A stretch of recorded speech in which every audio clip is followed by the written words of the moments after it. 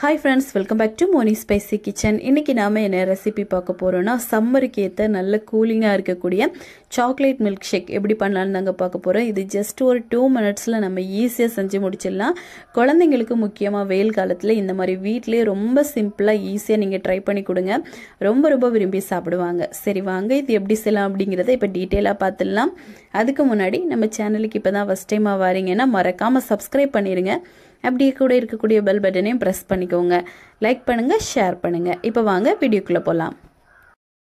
First இந்த chocolate milk shake பண்றதுக்காக நான் வந்து டார்க் காம்பவுண்ட் சாக்லேட் தான் எடுத்திருக்கேன். நீங்க இதுக்கு பதிலா எந்த சாக்லேட் வேணா எடுத்துக்கலாம். நம்ம கடைகளில் விற்கக்கூடிய டேரி மில்க் இல்ல மற்றபடி எந்த சாக்லேட் வேணா நீங்க எடுத்துக்கலாம். உங்ககிட்ட சாக்லேட் இல்லை அப்படின்னா நீங்க பிஸ்கெட் கூட இதுக்கு பதிலா எடுத்துக்கலாம்.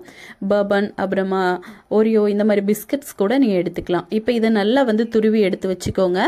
துருவின இந்த சின்ன சின்ன பீசஸா நம்ம மிக்ஸி ஜார்ல சேர்த்துக்கலாம். சேர்த்துட்டு இது கூடவே 2 கப் அளவுக்கு மில்க் ஆட் பண்றேன்.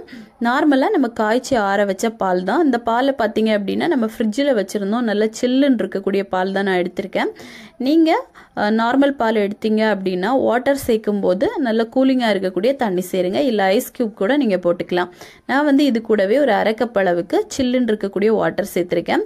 அப்புறமா இதுல இனிப்புக்காக ஒரு 1/4 கப் போல நம்ம சுகர் ஆட் பண்ணியிருக்கோம். அப்புறமா காஃபி பவுடர் இது ஒரு பிஞ்ச் அளவுக்கு சேர்த்திருக்கேன். இது இன்னும் எக்ஸ்ட்ரா டேஸ்ட் கொடுக்கறதுக்காக. இப்போ அவ்வளவுதான். இவ்வளோத்தையும் போட்டு மிக்சியில நல்லா கிரைண்ட் பண்ணிட்டு அப்படியே நல்ல கூலிங்கா சர்வ் பண்ணுங்க. ரொம்ப டேஸ்டியா இருக்கும். இது செய்யறது சட்டு நம்ம செஞ்சு முடிச்சிடலாம். பால் மட்டும் நல்லா காய்ச்சி ஆற வச்சு ஃப்ரிட்ஜில் ஸ்டோர் பண்ணி வச்சுக்கோங்க. தேவைப்படும் போது இந்த மாதிரி குழந்தைங்களுக்கு நம்ம ஈஸியா செஞ்சு கொடுக்கலாம். ரொம்ப விரும்பி சாப்பிடுவாங்க. இந்த வெயிலுக்கு ரொம்பவே எனர்ஜி ட்ரிங்கா இருக்கும். ஸோ கண்டிப்பா நீங்களும் இது உங்க வீட்டில் ட்ரை பண்ணி பார்த்துட்டு எப்படி வந்துச்சுன்னு மறக்காம கமெண்ட் பண்ணுங்க. இதே மாதிரி இன்னும் நிறைய ரெசிபிஸ் வேணும்னு நினைச்சீங்கன்னா மோனி ஸ்பைசி கிச்சன் சேனலை சப்ஸ்கிரைப் பண்ணி வச்சுக்கோங்க. லைக் பண்ணுங்க, ஷேர் பண்ணுங்க. நெக்ஸ்ட் இன்னொரு வீடியோவில் உங்களை சந்திக்கும் வரை டேக் கேர், பாய்.